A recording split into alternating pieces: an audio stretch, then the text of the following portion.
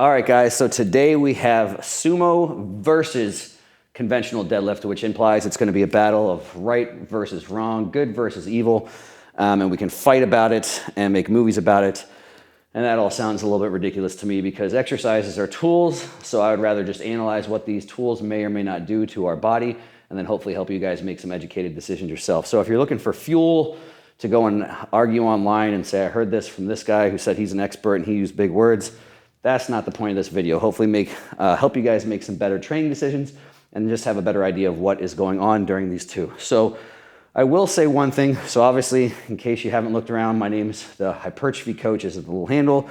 My training revolves around people trying to put on muscle. So this really isn't a strength conversation. This is really from the conversation of what is this going to do from a muscular training standpoint? When would I prescribe this typically, and what are some of the considerations? On a side note, from a strength world, because people argue about this in the powerlifting world, heatedly as well too, I don't have a dog in that fight because I'm not strong, so I don't have to worry about powerlifting. But observationally from the outside, as far as my understanding is, it's split pretty even, in the powerlifting world as far as who uses more conventional or sumo. If one was definitively better than the other, everyone would probably be using that one because there's no one out there that is a conventional purist that can pull 200 pounds heavier with a sumo and just decided not to do it because it's the virtuous and right thing to do. No, if they could pull 200 pounds more with sumo, you bet they'd be totaling 200 pounds more. So that's a side rant. Powerlifters argue below about that one and tell me what I messed up and tell me why I'm wrong. But anyway, so the disclaimer that I'll get through, so maybe if you don't want to watch the rest of this, I don't remember the last time I really prescribed a sumo deadlift from a physique standpoint. So it is an accurate statement to say that I don't recommend it a whole lot. And again, from a development standpoint, which I'll get into. That being said, I've seen people use words like this exercise is idiotic, stupid, has no purpose. And I'm going to play devil's advocate just a little at the end here. And then again, let you make your own decisions because with rare exception, unless one of your exercises is called stabby McStabs, in which case you stab yourself with a knife, I would say there's no dumb exercises except stabbies. Probably don't do stabs. It's random. I don't know where that came from. But so anyway, let's look at this. So if we're concerned from a training standpoint, what can really look like? What are the joints we're looking at? Technically, your whole body's involved, but the big joints you're basically trying to influence here. You're trying to say, okay, something's happening at the knee a lot with both. Something's happening at the hip a lot with both, and obviously all the musculature around the knee, all the musculature around the hip, and then with the back as well too. So each obviously vertebral articulation is a joint as well. So what's happening with back musculature here too? So that's how I'm going to analyze this, is basically what's happening in each joint, comparing the two, and maybe which one might have more of an effect somewhere. So if we're looking joint by joint, let's look at knees first. And so if we're looking at something I want you guys to see comparatively, so we're just going to look at these two to start, and then I'll get over to this sweet drawing. So if you can't tell already, this smiley face, he doesn't have a neck apparently, but I've got the big joints here. So here's the shoulder joint, here's the hips, here's the knees, foot, and ankle. And so the one thing that you're going to see right away is your arms are basically going to be in the same position. So some of these structural things are honestly arbitrary. It's a matter of semantics, why you have to put yourself in certain positions around your arm. So again, imagine this is your arm hanging down. This red thing is where you're grabbing onto the bar. That's always going to be straight up and down, unless you're deadlifting 20 pounds for some reason and just want to do front raises and stuff. If you're using any significant weight, basically that bar path in your arms are going to be completely straight up and down, and it's always going to find its way over midfoot. So again, whether you're doing conventional or you're doing sumo, arm path is going to be straight up and down. Most of the load is going to be right over midfoot. Again, the only time that'll be an exception, if you weigh 300 pounds and you're holding 100 pounds, then the reality is that 100 pounds doesn't make up the majority of your center of mass. If you weigh 100 pounds and you deadlift 300 pounds, that 300 pounds makes up the majority of your center of mass. So again, that bar path is going to have to find its way over your midfoot, otherwise you'd fall over, or you'd be using something else. So that's a matter of semantics. And again, just the fact that there is a bar, again, this is kind of looking from the side, there's a bar here, your shin is always going to have to be behind that bar as long as you're using a straight bar. Obviously, things would change with a trap bar or a hex bar, whatever you want to call it. So that's why this drawing is the way that it is. And because basically, your position is the ground, which is determined by plate diameter and where that plate is on the ground, basically the start position of both is going to be basically the same. And then again, just depending on how you basically manipulate stuff around that center of mass, the lengths of your arm, this is assuming basically the same person, these are the big changes you're going to see. So all other things being the same. Now again, I said that this is the same person. So there are people out there that have really short femurs, really long femurs, and that changes the way this looks a little bit. From person to person, this is going to be pretty similar. So if we look at the knee first, we're going to notice two things. The knee is very close to the bar path. So that means for both of these, it's not really the best quad exercise. So again, that distance from bar path to the joint, that horizontal distance, will really determine how much torque is at that joint. So I would say neither of these are very good quad exercises just for the fact that there's not a significant amount of torque there. What else can we see? With the sumo, this angle is a little bit smaller here comparatively to here. So we can say there's a little bit more range of motion going from all the way standing to the bottom position here with the sumo compared to a conventional. So again, even though I wouldn't say either of them are great quad exercises from a loading standpoint, a torque standpoint, there is a little bit more range of motion at the knee with a sumo. So now let's look at the hips. So again, if we draw that bar path, this is a big one. So again, that's horizontal distance, so it's always going to be a 90-degree angle to that line of force. So bar path here will always be the line of force, which is going to be pretty close to your upper arms. You can tell them, again, these aren't perfectly to scale, but again, the ratios here I'm going to be accurate, so just relax and get my ruler out. Basically, this distance here, that's a moment arm, is significantly shorter than it is here. So this is sumo, this is conventional, this is significantly shorter. So all other things being the same with the same load in your hand, there's going to be a significantly shorter distance here with the sumo compared to conventional, significantly less torque at the hips here than up here. So again, from a torque standpoint, from a loading standpoint, the same weight is going to produce overall more torque, which will in turn create more demands of hip musculature, again, around the hips comparatively. So it's safe to say that comparing sumo to conventional, all other things being the same, you will have more torque basically from a given weight with conventional. Also, if we look here, generally, again, because of this thing with this line of force and this bar path and center of mass, basically because we're in a similar spot, your arm length doesn't change. Here, you're pretty much always going to have a more upright torso. And when you have that more upright torso, again, if you look at this angle will generally be a little bit bigger than this angle. All right? And so again, if the standing point is 180 degrees and we're making that angle smaller and smaller and smaller, the smaller angle means more range of motion. So going through here, you go through more hip flexion and then obviously in turn more hip extension, more range of motion at the hips with conventional compared to sumo. So it's safe to say with conventional deadlifts, not only do you have more torque and more load, you also have more range of motion at the hips. So it's pretty definitive to say that overall this is going to be a better exercise if your goal is to train the hips. Now in turn, we could draw a little line, so we could basically do little dots here. Every one of these is going to be an articulation, an articulation for your vertebra. So it's a joint from vertebra to vertebra. And we could draw all these comparative moment arms and figure out torque. But in case you haven't figured it out already, basically whatever relationship is happening at the hip, the same relationship is going to happen at the back. So all that means is all other things being the same, that distance, that horizontal distance is further for every single same joint of those vertebrae of your spine with a conventional compared to a sumo. What does that mean for there? And so again, these joints aren't actually going through range of motion. They're staying static. So all the back musculature is basically just performing an isometric. So it's not really about range of motion. We're just looking at torque, how much demands we're placing on that joint. And there is more basically through the entire range of motion, especially at the bottom position where it's most taxing for conventional compared to sumo. So from a loading standpoint, from a torque standpoint with the same amount of weight, you could also make the argument that conventional is a better back exercise.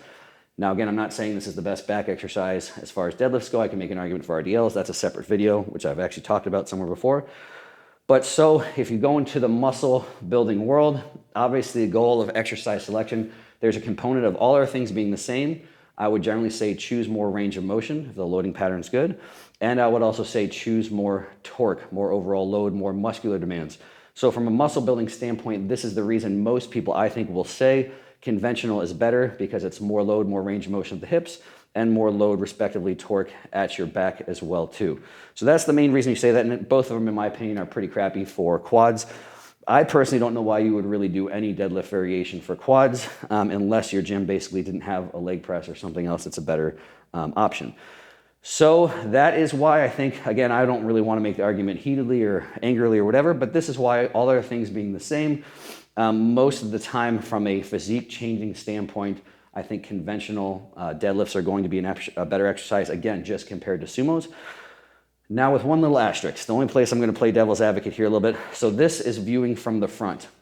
And so if we're viewing from the front, what really determines your stance width? So again, the argument is, again, because this is what happens, if you guys should have said this, but with the side view, so what happens if you look at me from the side here, with this close stance basically from the side, because I'm moving mainly in this plane, sagittal plane, it makes my femur from the side look longer. When you step out wider into this plane, looking straight from the side, it basically makes your femur look shorter. So again, if we're talking just comparatively into this plane, that's the reason all this stuff is going to work less.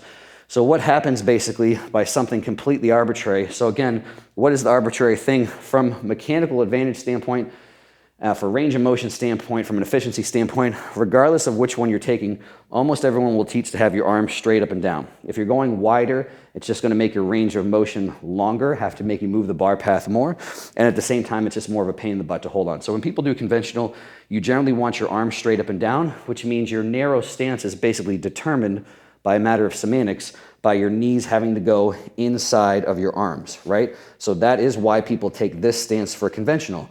Now, where does your stance have to go for sumo? Well, it has to go somewhere outside of your arms. So that's the reason we go wider here and basically go into more of this sumo type of stance, is just for a matter of semantics, is that your thigh has to clear your arms. So again, here I didn't draw it, but the hands again, I have to be outside, because imagine obviously my stick man doesn't make as much sense, but you got some meat to your legs. And so basically your hands either have to go, your meat has to go, the meat of your legs has to go inside your hands for conventional, or again, if there's some meat to the legs here, your hands have to go inside that meat of the legs here. Did I say that right? Conventional, hands outside, sumo, hands inside. If I didn't say it there, I said it. So again, that's the reason all this happens from the side and all those torque things happen. So what are we really doing? Obviously, yes, it's a little bit of a shorter range of motion normally for a sumo as well too, but we're basically changing the axis of rotation. So again, if you imagine when I'm doing this type of grip, this type of stance, imagine again, yes, it's a ball and socket joint, but in this exercise, we're basically choosing to make the hinge of our hips basically the axis of rotation this way. So again, because you have the neck of your femur sticking out, and basically it rotates like this when you're doing it. So again, when you have that axis, everything behind that joint has a good mechanical advantage to you. So if you look at the way your glutes go, the lines of the tissue, it basically lines up for your glutes to do a whole bunch of work.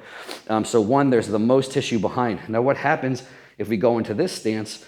We're changing basically the axis of rotation. We're not just working purely in one plane. No exercise is really purely in one plane. But instead of moving just in the sagittal plane, we're dumping into the frontal plane a little bit as well too. So basically it's not one or the other. It's using a little bit of both. So moving this way and this way. Well, what happens, that axis of rotation of the hip basically is we're turning it kind of this direction. So opening the stance up, if you can imagine the way the neck of the femur's in here. And so what happens here as well too, is it is safe to say that because that axis is changing, now we're positioning more tissue this side of it to be able to do work, and arguably the tissue that's right behind it able to do less work. So most people will say because of that change of that axis of what we're actually choosing to move in, the plane we're moving in, it will recruit your adductors more and your glutes less, which I would overall agree with. So just to sum all that mess up, you can play that back once if I said that too fast, but changing from here, so again with this more conventional, using the axis of rotation purely in this plane, it definitely lines up for glutes to do more work. As you move this way, basically it lines up in a position where adductors can do more work because we're changing basically the way that joint is acting, kind of like a hinge joint. Now the only thing is your glutes still definitely work when you do a sumo. So some people say, it's a stupid position for glutes. I don't like to use the word stupid, idiotic, or pointless. I would basically say as you move, there is still a significant amount of glute tissue behind that joint. Mechanically, it can absolutely still help you with hip extension.